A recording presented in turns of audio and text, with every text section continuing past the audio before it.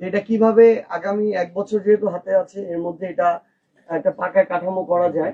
আমরা আমাদের জায়গা থেকে জাতীয় নাগরিক পার্টি এনসিপির পক্ষ থেকে যেখানেই কথা বলা লাগুক, আমরা এই বিষয়টা নিয়ে কথা বলছেন যে এখানে এটা যেহেতু ছিটমহল ছিল 2015 সালের আগে, এখানে তেমন কিছু ওইরকম ভাবে করা যায় নাই আগে। এখন আপনার এখানে এটা তো অস্থায়ী মন্দির, পূজা শেষ হলেই এখানে এগুলো তো আর থাকবে না কাপড়, তো এটার অবশ্যই একটা স্থায়িত্ব দরকার।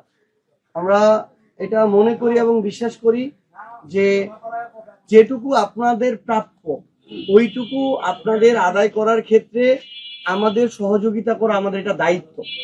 এটা শুধু রাজনৈতিক দায়িত্ব না, এটা আমরা এই এলাকার সন্তান হিসেবেও প্রতিবেশী হিসেবেও এটা আমাদের দায়িত্ব। তো আমরা এটা অবশ্যই করব।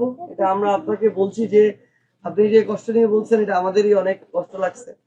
এটা কিভাবে আগামী 1 বছর যেহেতু হাতে আছে, এর মধ্যে এটা একটা পাকা কাঠামো করা যায়। আমরা আমাদের জায়গা থেকে জাতীয় নাগরিক পার্টি এনসিপির পক্ষ থেকে যেখানেই কথা বলা লাগুক, আমরা এই বিষয়টা নিয়ে কথা বলবো। আপনাদের জমি জমা এগুলোর বিষয়গুলো আপনারা একটু ঠিক করে রাখবেন, এক। দ্বিতীয়ত, এর আগেও যেহেতু আমরা ছিটমহলে আসছি, এই কথাটা মাথায় আসলো আর কি। এর আগেও বাংলাদেশে কিংবা এই অভ্যুত্থান পরবর্তী বাংলাদেশেও আমরা দেখলাম যে কিছু মানুষ ক্ষমতার অপব্যবহার করে সনাতন ধর্মাবলম্বী ভাই বোনদের হোক, অন্যান্য অনেকের হোক, বিভিন্ন জমি দখল করে নিছে। খাস জমি ছিল শ্মশানের, সেটা দখল করে নিতে চাচ্ছে। এই কাজগুলো করছে জাল দলিল তৈরি করে। তো আমরা আমাদের জাতীয় নাগরিক পার্টি এনসিপির পক্ষ থেকে এই ধরনের যারা অবৈধ দখলদারিত্ব করছে খাস জমিগুলোর, স্পেশালি এই ধর্মীয় বিভিন্ন রিচুয়াল কেন্দ্রিক যে জায়গাগুলো, সেগুলো আমরা এটা আমাদের জাতীয় নাগরিক পার্টি এনসিপির পক্ষ থেকে এগুলো পুনরুদ্ধারের জন্য আমরা একটা কমিশনের আবেদন করব।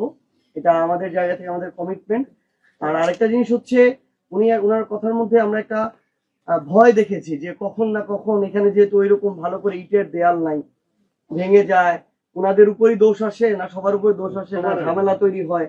এটা আসলেই কিন্তু তো আমরা বিগত সময় বাংলাদেশে অনেক বড় বড় মন্দিরে আমরা দেখেছি যে প্রতিমা ভাঙার একটা অনাকাঙ্ক্ষিত ঘটনা, যেটা কখনোই বাংলাদেশে কাম্য না। সেগুলোরও কিন্তু বিগত সময় আমরা কখনো বিচার দেখিনি। 2-3 দিন লোক দেখানো কমিটি হয়েছে, ওখান থেকেই শেষ। কিন্তু আমরা এমন একটা পঞ্চগড় চাই, বাংলাদেশ চাই, যেখানে সবাই তার মতো করে নিজেদের ধর্ম পালন করবে।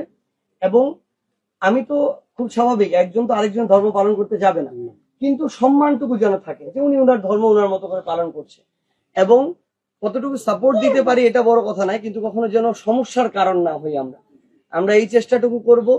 আপনাদের কাছে আমরা এই এলাকার জন্য, পঞ্চগড় বাংলাদেশের জন্য দোয়া ও আশীর্বাদ চাই। আপনারা সবাই, আমরা মনে করি একসাথে যদি আমাদের মধ্যে এই সম্প্রীতিটা থাকে, শ্রদ্ধাবোধ থাকে পরস্পরের মধ্যে, তাহলে আমাদের সমাজটা সুন্দরভাবে এগিয়ে যাবে।